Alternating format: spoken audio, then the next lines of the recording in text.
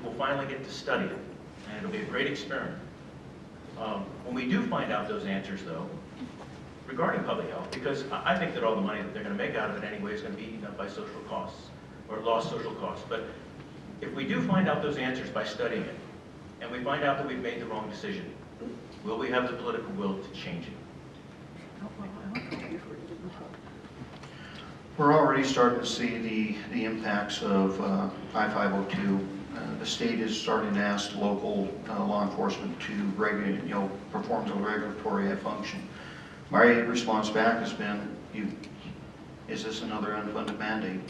How are we going to do it?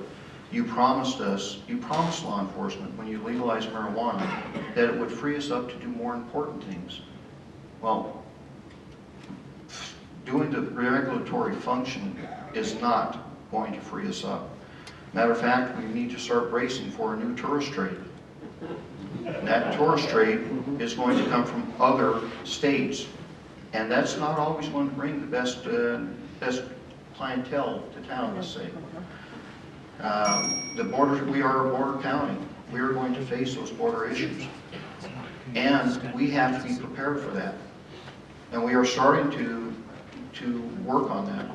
One of the things that marijuana legalization didn't do was uncrowd the jail, because that's all I heard during that discussion is if you didn't arrest misdemeanor marijuana, you wouldn't have such an overcrowded jail.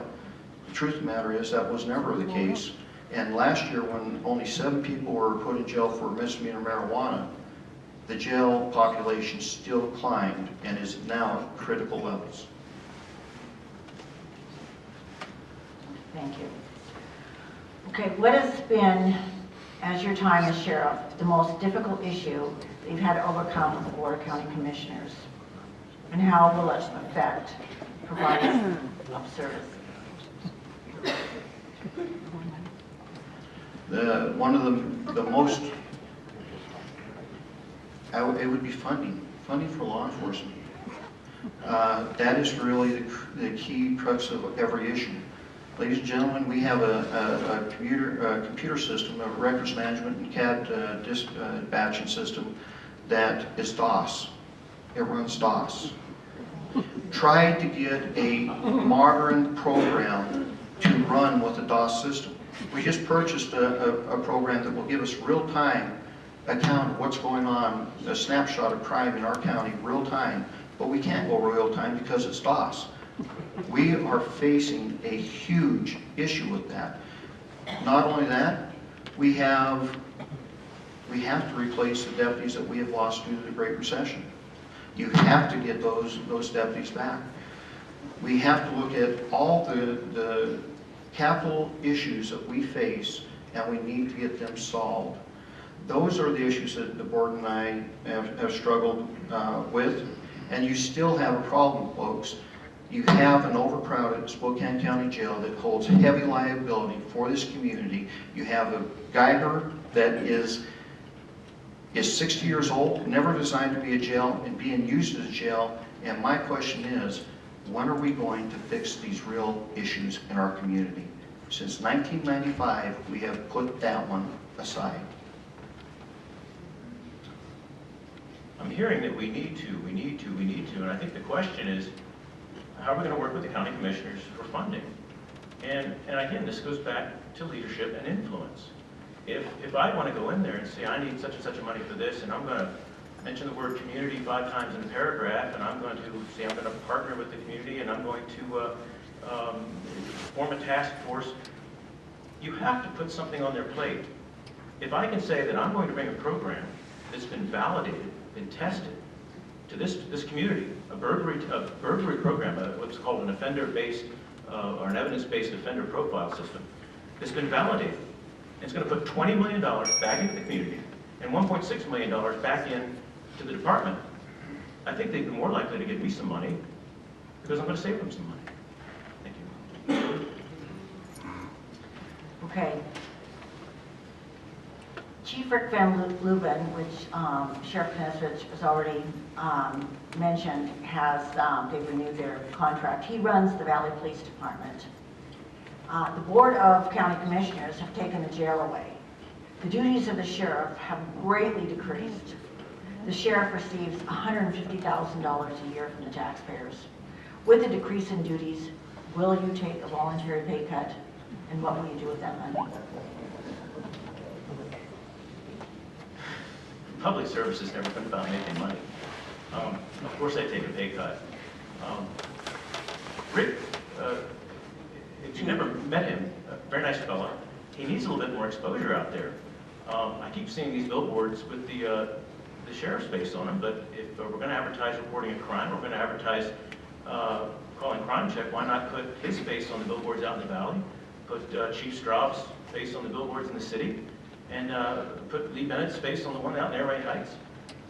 We can certainly do that for exposure. The role of the sheriff has diminished, but in the last 7 years, we've lost the jail. We're looking at now outsourcing the civil division, dwindling to nothing. Why is that? Are you sure you're talking about the right agency? We're not outsourcing the civil division. And that's not even close to being the truth or the fact. And I guess that's where Doug and I will diverge, is truth and fact and integrity. The Spokane County Sheriff's Office, the board did not take the jail away. I came to the board 2 years ago with a plan. I said, we need to do something different. We need to make sure that every community in this area has some skin in the game when it comes to corrections. And the way we're going to do that is this. You're going to take the Spokane County Jail. We're going to form a committee that is city, municipalities, county, courts, prosecutors, defense, and law enforcement. And we are going to move forward and have everybody make the decisions on these major issues, because as long as this is only one elected official's problem, it will never get resolved. So we have done that. And as a matter of fact, the Criminal Justice Commission took that idea also when they said we need to form the Law and Justice Committee back and the region and form a regional committee to oversee things. That's the fact. Rick Van Leuven reports to me. Rick runs the ideas through me, and when there's an incident out in the valley, I'm ultimately in charge. So the Spokane County Sheriff has not really lost much, and I make $115,000 a year. My undersheriff makes $120,000 a year. Thank you. You spoke of overcrowding. Do we need a new jail, and what say should the voters have? The Spokane County Jail has been an issue since 1995. It was identified as being overcrowded by 577 inmates. It's designed to hold 462 inmates. In 1997, Geiger Corrections became the overflow for the Spokane County Jail. We need to replace Geiger. Geiger was never designed to fill that function. We are going to get people hurt out at Geiger if we do not do something.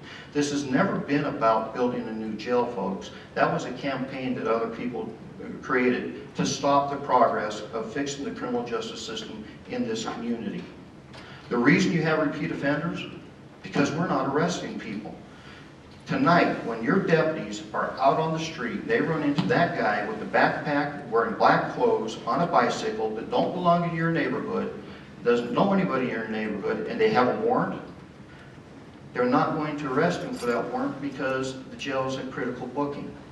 We're not taking care of business, folks. The reason you have repeat offenders isn't because we don't have a program that Doug wants to bring in. It's because we don't deal with the current issues that we are facing.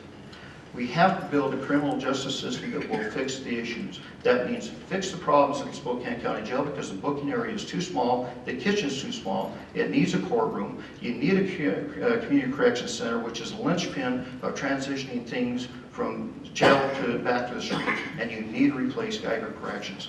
Failed to do that, you failed to fix the system. We do not need a $200 million jail. And what's been outlined to us in the Regional Criminal Justice Report is that by having programs, evidence-based programs, we can reduce the jail population. Now, that all sounds very flowery, but the critical issue in front of us right now is developing a screening tool that will decide those people who want help, those people who desire help, and those people who will benefit from those things. By removing those people from the jail, we can put the people there that need to be there.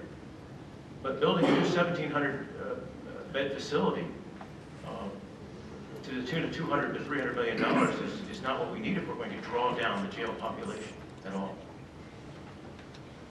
Thank you. What type of technology improvements would you propose in the next 4 years for the deputy sheriffs? We're already working on it, CAT RMS. That has to be fixed. We developed a funding strategy for it. All we need is to make sure that all the partners within the area are ready to move forward. That is set and ready to go. Once we are able to move forward on that, there are other things that we can focus on and begin to move forward with. That would be, better equipment that they need out in the field, where we have to replace our current GoBook platform. That is one of the things we will be testing. And more importantly, we need to get body cameras. Body cameras will save this community millions of dollars. One lawsuit, and you will pay for those cameras. And we will be able to show that 99% of the time, folks, your deputies are doing it right. And that is what needs to be shown, and that will stop these frivolous lawsuits, and we will be able to know, and the public will be able to know. That is currently being discussed right now. We are in talks with the manufacturer. As a matter of fact, that manufacturer has asked if the sheriff's office would mind being a partner in R&D in reference to their products. So we need to work with the city police because we started this project together. We need to finish this project together. And we should be able to wrap that up. All either side needs, and I say all, is about $750,000 a piece. And I agree. Technology, number one, has to be body cameras. But we do have some interests here that we have to understand. We have stakeholders. We have, of course, labor. We have to talk to them about it. We have the public. And this is an interesting thing. These cameras, and while my opponent is correct, will show the good work that we're doing, these cameras are not pointed at the officer. They're pointed at the public. And right now, when we investigate crimes, we have delicate conversations with people, whether they're suspects or victims. And during these conversations, delicate information from finances comes out. A person's sexual persuasion may come out. And these are all areas where the officers had discretion in the past to not mention those things. Now, they will be recorded, and they will be for public view. So we need to make the public aware of what's going on. We also have to have administrative concerns. Right now, we're looking at how will they be stored, how will they be archived, who will view them, what will be viewed, the cost of that, a lot of things we have to talk about. I think I can do it in 364 days from taking office, and that's my promise to you.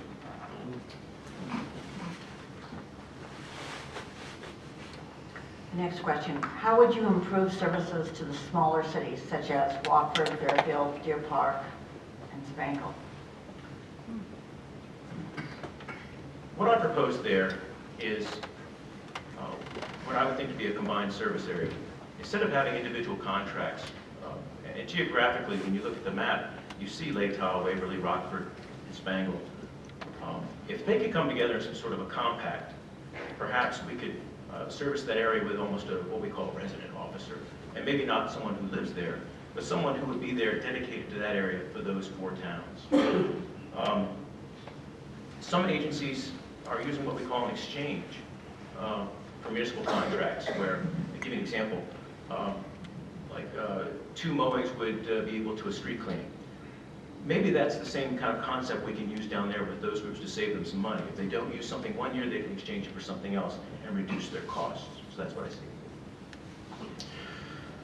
The contracts, Deer Park, they're very, very happy with the 2 deputies that they have. As a matter of fact, if I tried to move them out of town, they would probably be very irate with me. Meadow Lake is very happy with their services. It's the southeast county towns that really have the real issue. And you can't service that area with 1 deputy. That's not 24/7 coverage. You need to have more than that if you're going to really service that area. What we do for those contracts, those small communities are not paying the cost of actual law enforcement bill. And we know that they can't afford it. We provide them with 24/7 coverage. We provide them with detectives. We give them the full weight and force of the sheriff's office. And we do it at a very reduced cost. Layton pays $7,000 a year for its law enforcement protection. Rockford is one of our bigger areas, and their true bill hits right about $70,000 a year. Rockford can't afford $70,000 a year. So the Board of County Commissioners and I have worked very diligently to keep Rockford's bill down, and it's roughly around $30,000 a year. Fairfield is roughly about the same, and this is what Fairfield has to say about the issue. Sheriff, we all know we're part of a bigger scheme, and we are happy with the service. Okay, the next 2 questions, you both get a 30-second rebuttal. 30-minute time. Okay. We are now in year 6 of a 10-year initiative to implement the countywide interagency radio system. There has been numerous delays with no assurance that the radio system will operate effectively. What plans are in place or should be in place to ensure that the various law enforcement agencies, fire agency, and emergency service agencies can financially sustain the new system over time without the burden of shifting the substantial cost to the taxpayers in each local government entity? That's to you, Ozzie. To me. First of all, there haven't been numerous delays and everything else. We started this project when we took it to the vote in 2007. That vote did not succeed. When we passed the vote in 2008, we were able to start collecting the money. We've been actually in the building phase since 2010. This is the largest undertaking in the history of Spokane County as far as infrastructure rebuild. So we are trying to make sure, not trying, we are making sure that this is done correctly, where it is done right, and we have people that are working very strongly to get that done. The thing that you need to remember, ladies and gentlemen, is when we first ran that 1%, we ran it without a sunset. It was passed with the sunset. So in 2018, all those monies go away, and we knew it. We're back into the same mix that we were when we passed this and we built it out. We need to make sure that we are planning forward, developing a good business plan and a way to ensure that people can fund that system. The bottom line is we need to pay for our public safety. Public safety is one of the most important things that we provide. And I hear we need to pay for public safety, but how can I go back to you time and time again and say, we need to replace this, we need to replace that? A new jail, or I guess replacing Geiger, it used to be a new jail, now it's just replacing Geiger. No, I can't, and my opponent also proposed a 2/10 tax increase just not too long ago. So the new jail, the tax increase, $340 million over the next 10 years, and now coming back to you again for something that wasn't accounted for early on. I've gotten one of these new radios. They're $5,000 a piece. And in 4 years, if it breaks, you are going to be on the hook to fix it. Who was behind that? Thank you. But 30 seconds. Mr. Orr, that was very dramatic, but that is not the case. We all knew that these things have lifespans. We knew what we were doing when we put this forward. We were very clear with the public, And we have been moving forward and making sure that this is been done very correctly. And replacement cost for technology is always going to be there, folks. That's what got us into this problem before. No one planned ahead, no one planned forward. We have been planning ahead and we have been planning forward. I have a member of the 911 board here, and he can tell you that. 30 seconds. Well, of course, I haven't been privy to those meetings, but, I'm sorry, I didn't hear that. No, I haven't been privy to those meetings, but when you hear from different people that this may not work out and that we're going to have to pay more money, why weren't they thinking about that? And who was behind that? You need to ask that question. Thank you. Okay, the next question, you can start. Okay, 30-second rebuttal too if you need it. How have the operations in the jail improved since that they've been transferred to the Board of County Commissioners? What was the object or the objective for the Sheriff's Office to have that taken away? Was there a study done, and why, or has the Board of County Commissioners taken it over? And of course, we're told by press release that this was my opponent's idea to move it to the county commissioners. Then we've heard from other people that the sheriff may not have given them a budget, that there were personnel issues, and I even heard my opponent say that he called it the Peyton place and referred to the employees as Peyton place. So maybe he didn't want it. I don't know. But if the jail were to come back under the sheriff's department, morale would have to be improved. And in his own words, he's told them, morale is not my problem, it's your problem. I'm going to fix that. Mr. Orr, maybe you need to check your sources. I've never said that. What I have said in my many leadership classes is morale starts in the mirror. And folks, morale does start in the mirror. This jail was not taken away from the Spokane County Sheriff's Office. It was designed to do just what I said before. And I would remind everybody, it was under my leadership that Spokane County Jail and Geiger were merged together. And after it merged together, we were able to bring the budgets in line, and after I replaced the former jail captain, the jail ran at or under budget every year after that. That is the reality of the Spokane County Jail. It has run more efficiently since I took charge of it, and we passed it on to the Board of County Commissioners in a very good shape, and they are moving this community forward. It was, Doug, you say you endorsed the Criminal Justice Commission's plan. Well, that's part of the plan. The plan was to get community corrections under one venue, and we have done that. We merged Geiger into jail, was first phase. We straightened the jail out, and I realized the only way to get this community to move forward on this issue was to make sure that every aspect of the community had the ability to have a say in that. That's why the Criminal Justice Commission also adopted the idea of having the board that I suggested. So if you say you endorse that plan, I thank you for endorsing all the work that we've done. If it was running so efficiently, why was it taken away from him? And why won't the, let's look at this next election here.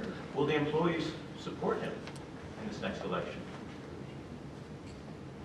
Rebut? Yeah, but everybody gets a 30-second rebut.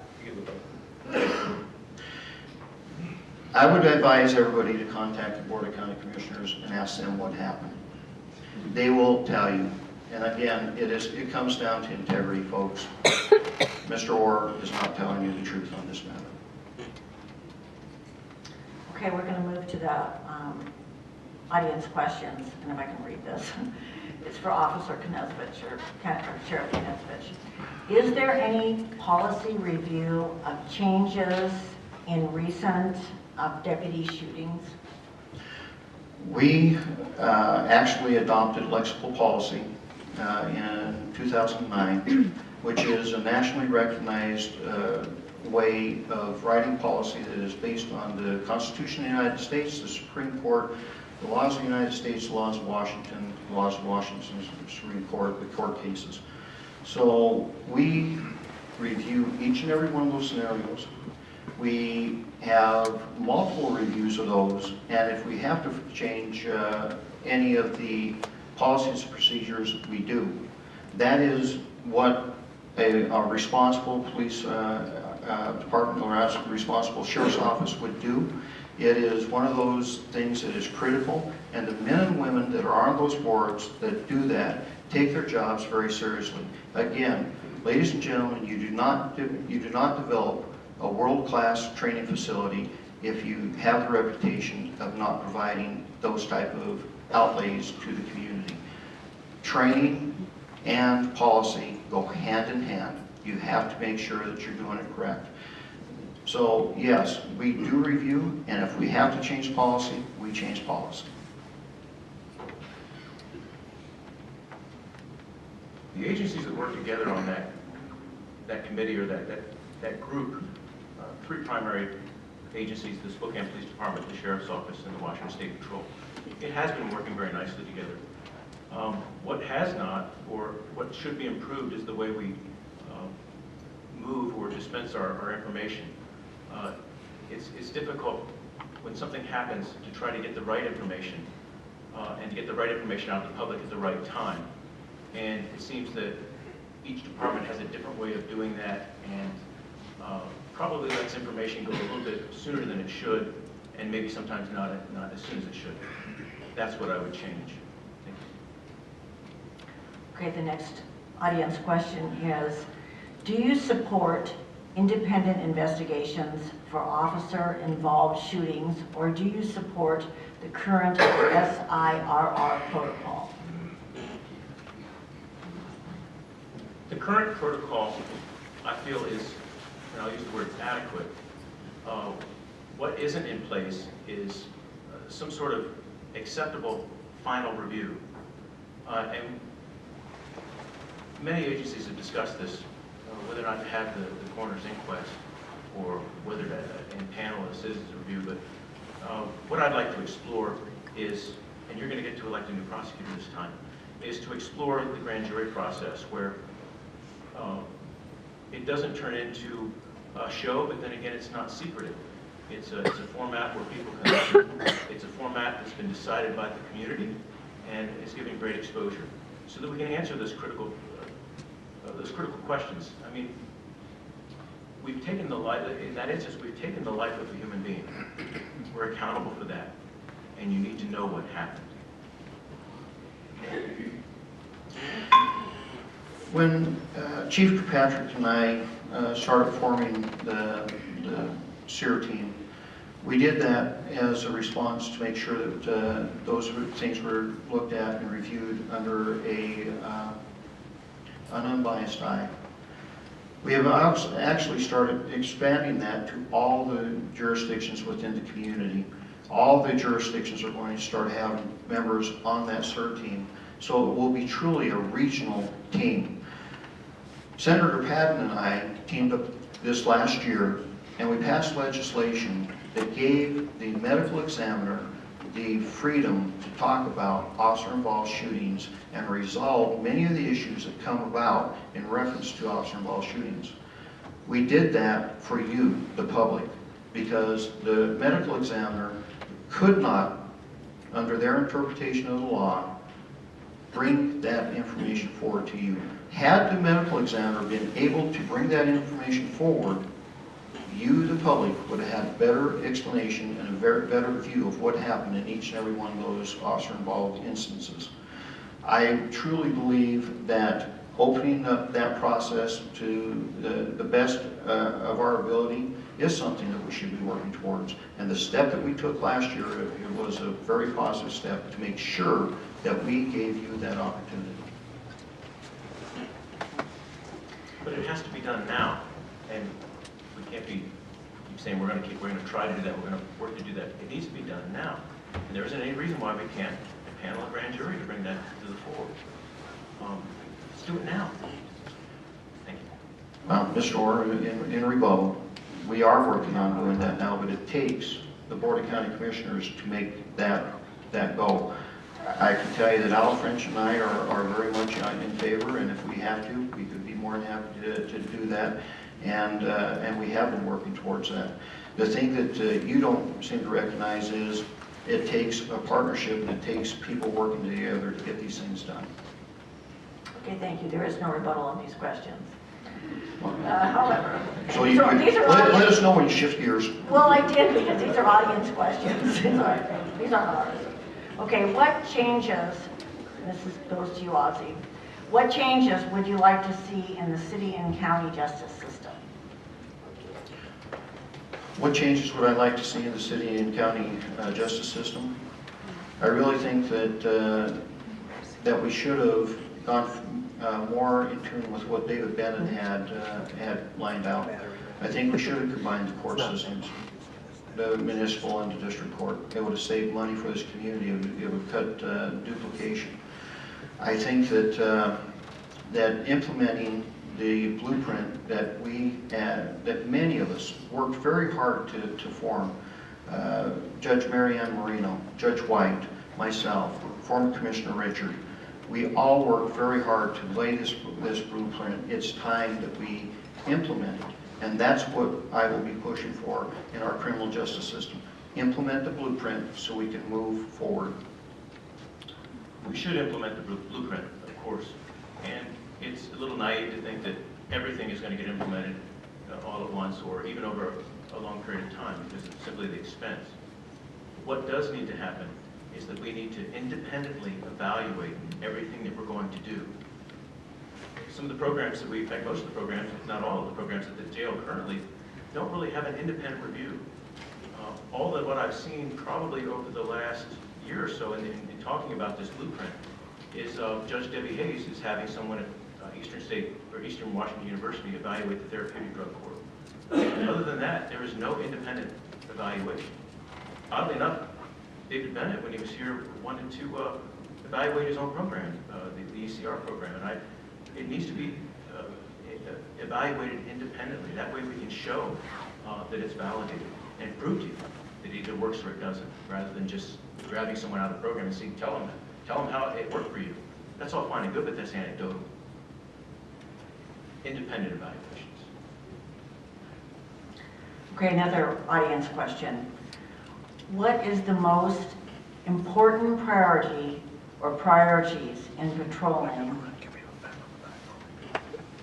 or in Spokane County or in policing in Spokane County? What are the priorities? What is the most important priority or priorities in patrolling or policing in Spokane County? I would have to say right now, commercial burglary. Depending on how much workload there is, and we don't know that because police work is so simple right now that we just tell people what kind of calls of service we have and we don't really measure the workload. And I think that's going to be a fundamental change when I'm elected sheriff, is that we're going to measure workload and not simply numbers and frequency. I can take Glendale, Arizona. They had an emphasis on gang relationships to convenience stores, and they were able to measure how long it was taking the officers to do this suppression effort. And where it was costing, an officer $40 an hour, it was costing them $40,000 in this one area. And when they did that suppression effort, it reduced the amount of time that they had to spend there by $20,000. So you're not really saving the extra $20,000, but you're able to move that to those discretionary or those preventative measures where you're actually reducing crime. And that gives you the time for officers to check their buildings. I remember back east, when I was a cop back east, that was the one thing in the morning, if you came in from graveyard and there was a front window that was smashed down on your precinct, man, they chided you. So, commercial burglary. His property crimes in general. Again, I'm glad to hear that Doug endorses the things that we're doing in the Spokane County Sheriff's Office, because we do look at workload. We look at how we best manage our assets. Matter of fact, we adopted priority-based budgeting, and we actually look at what a unit is producing, what effects they're having on the community. If they're not be as effective as we need, we take those assets and we put them into other areas of the community where we can have an effect within the general area and reduce crime. That's why we have reduced crime in Spokane County, ladies and gentlemen, is we took the priorities and we moved those assets across the board, and we have restructured the way we do business, and we are ever molding. You cannot be stagnant. You can't have just one set plan that stays never flexing or moving forward. That is the true issues with intelligence-led policing. We identify where the crime's happening, we identify who's committing the crime, and quite frankly, if you go after who's committing the crime, you're going to solve more cases. Thank you.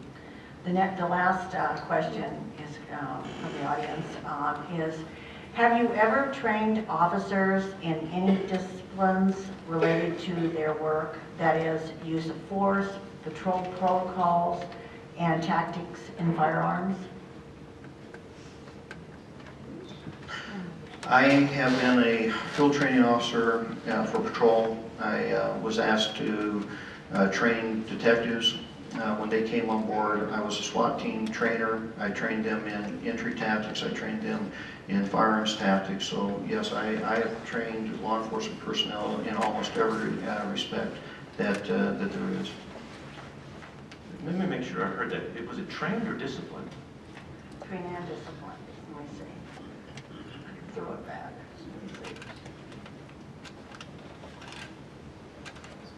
Have you ever trained officers in any disciplines related to their work? Okay, well, of course. Back east, especially, but yeah, someone said especially.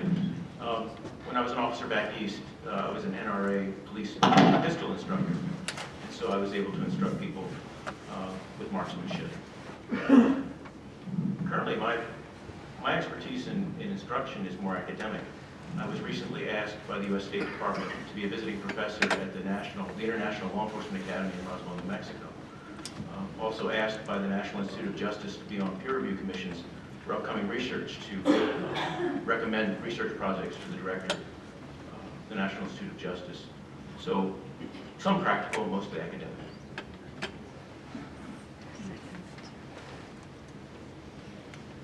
Okay, thank you.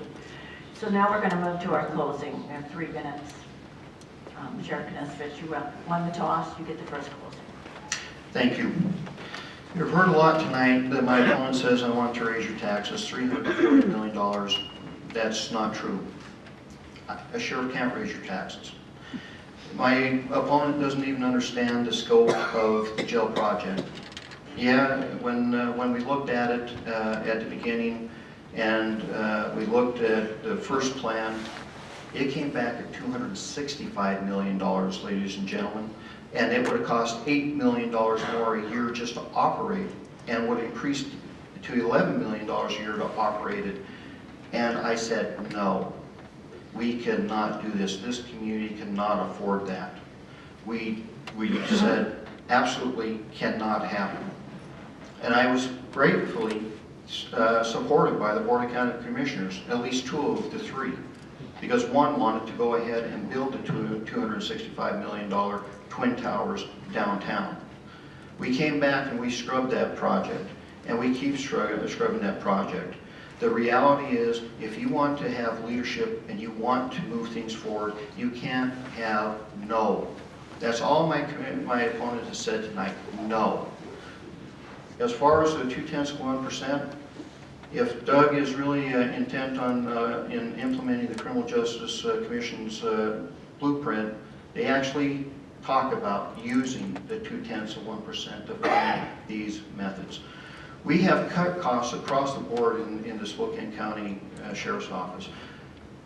In 2008, we were $900,000 in the red in the jail.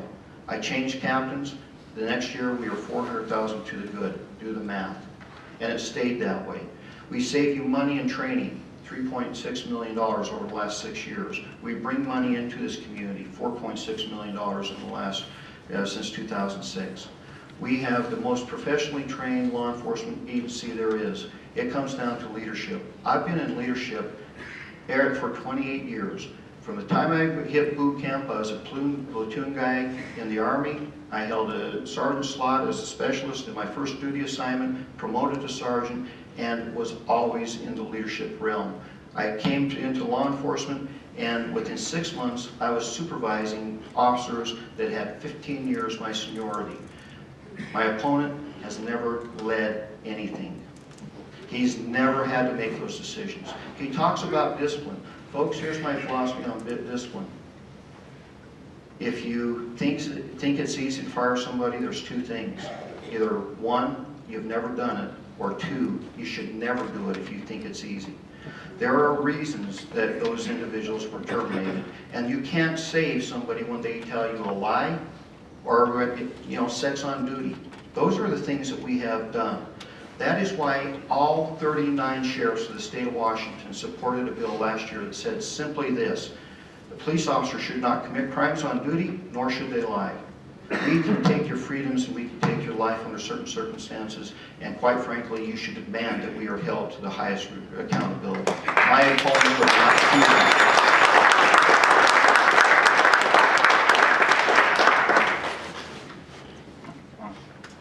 As you've heard tonight, there are two distinct candidates and visions when it comes to the office of Spokane County Sheriff.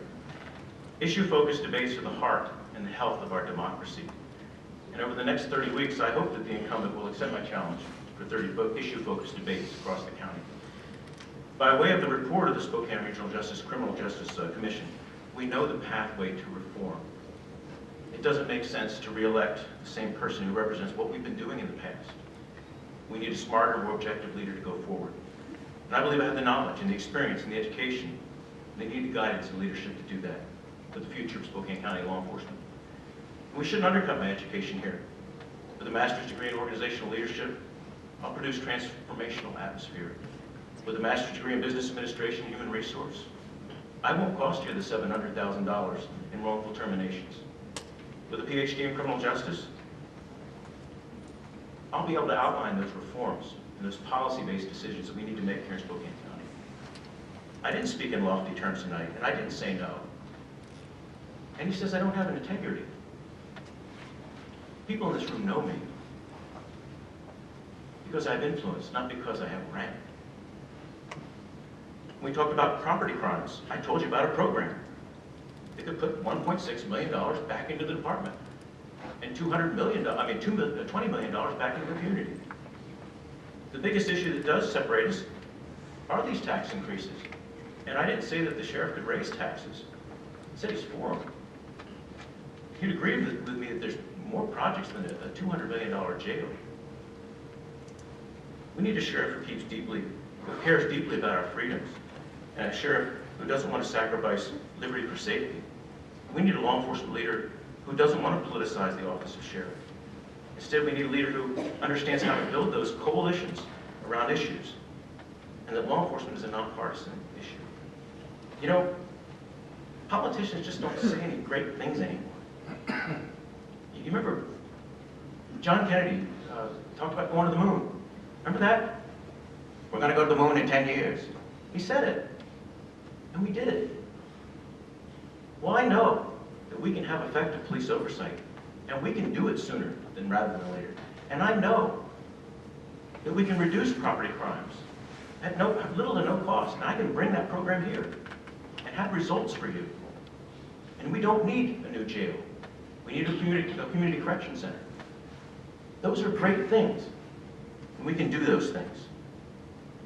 If you elect me sheriff, other people will be writing about us, and other agencies will want to be us. Thank you for coming tonight.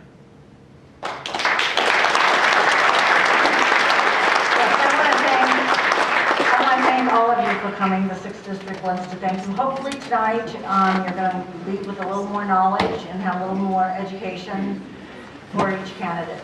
So thank you very much, and I'm sure both candidates will be available